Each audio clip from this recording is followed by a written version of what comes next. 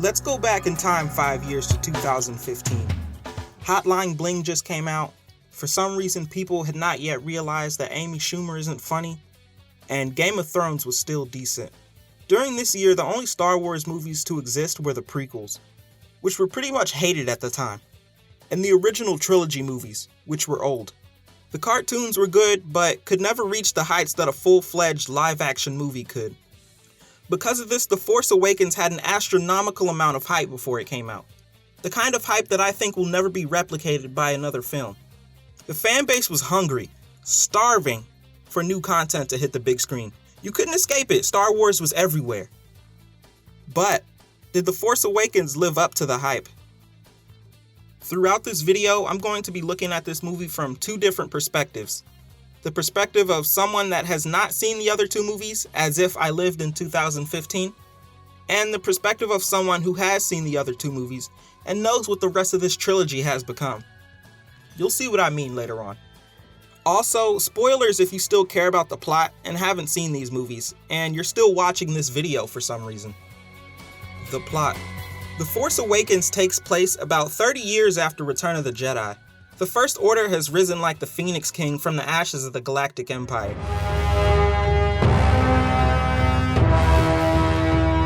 And here we run into our first problem. The existence of the First Order does not make any sense whatsoever. How it came to be is not explored in any satisfying way. Palpatine just existing in the far reaches of space doesn't explain how the First Order managed to plan, fund, and then build Starkiller Base without anyone from the New Republic knowing about it.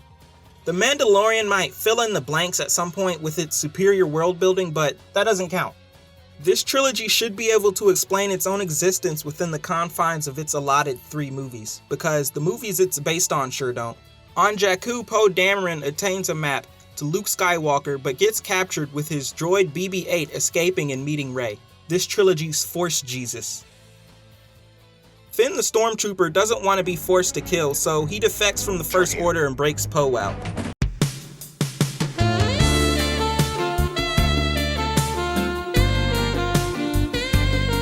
They crash land on Jakku with Finn presuming Poe dead. Finn finds Rey and they team up to fight the First Order in the Millennium Falcon. They are then captured and boarded by Han Solo, who takes them to Maz Kanata. Rey is drawn by the Force to Luke's old lightsaber. The story for another time is never explained in this trilogy, so that was a lie. And no, I'm not reading the extended lore books. The First Order attacks and captures Force Jesus, taking her to Starkiller Base, which she almost immediately escapes, while Poe reveals he's still alive to defend against the attack, and later the Resistance forms a plan to rescue Rey and destroy the base, which needs to happen because this movie has an obsession with retreading moments from the original trilogy. How do we blow it up? There's always a way to do that. The retreads are woven into every fabric of this movie.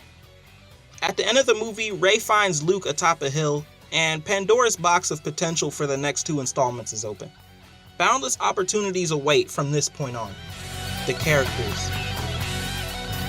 Rey was alright, but even this early in the game, I didn't feel much connection to this character. I don't think it's the Force Jesus aspect of her that makes me feel this way. Although her defeating Kylo Ren, a trained Force user, is highly suspect, even if he's injured. No, it must be the acting. She's stiff and wooden.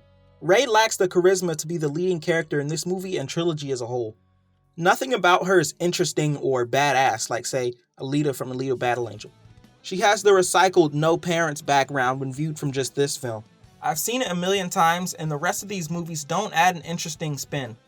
The Last Jedi reveals her parents to be nobodies, which is kind of interesting, but the potential for this interesting aspect of Rey is killed off in Rise of Skywalker. See my review in that video for more details. She's boring. She has no interesting traits or expressions. Finn, though, was a reason for me to get invested in this trilogy. He's interesting. A child captured to be raised as a stormtrooper.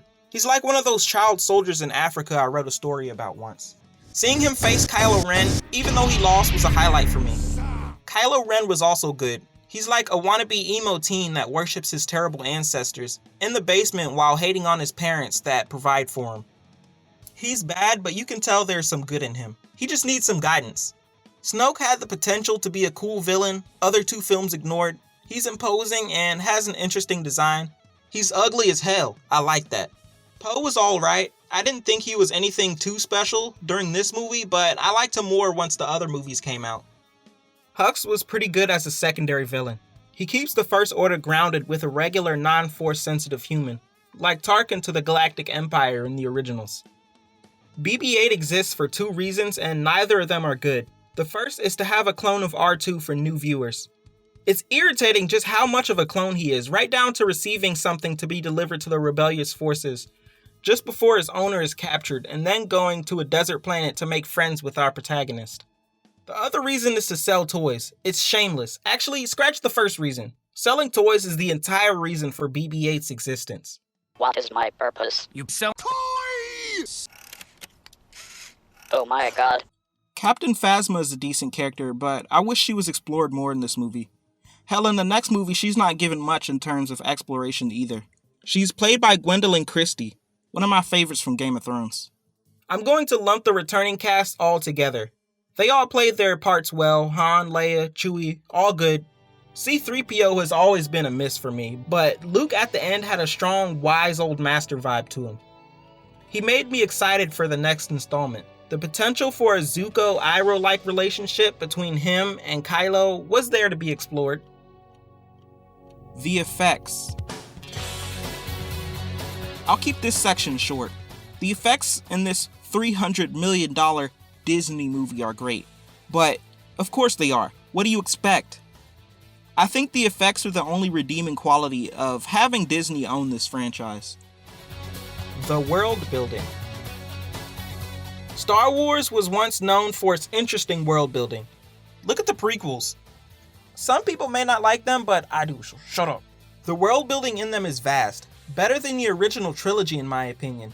There is politics, and you understand why things are the way they are. There are details here and there that make the world more interesting. The Force Awakens throws all of this out the window. Near everything shown in the world of the sequel trilogy, again, has been done. It takes no risks.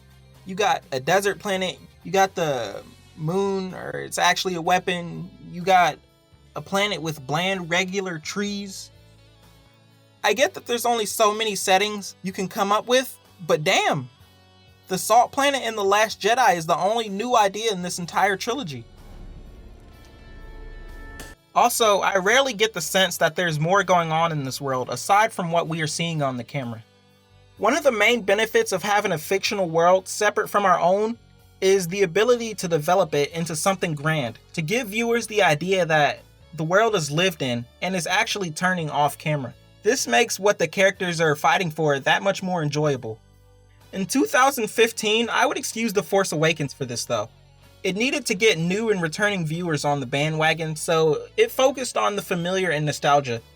That's okay for the first part in a revival. The conclusion.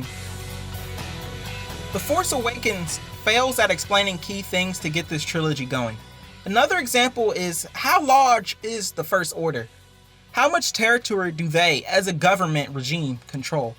Or are they just a terrorist group? These things are fundamental to understand what the hell is going on. But if you put these questions away and expect the next two installments to answer them, then The Force Awakens is pretty good and has potential. Rey has room to improve, and Finn has the world ahead of him to discover. Snoke has a presence to him with many possibilities as to where his character could go. Overall, The Force Awakens lived up to the hype until the momentum it had going was killed off with the release of The Last Jedi.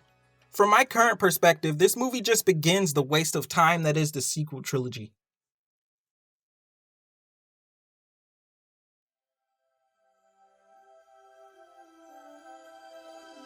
We've got to have money.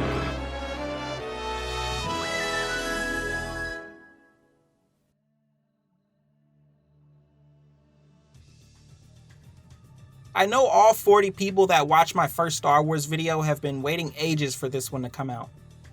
I hope it was worth the wait and you enjoyed it. The next one will be either Rogue One or The Last Jedi. Like, subscribe, hit the bell icon, all that jazz. Have a good one.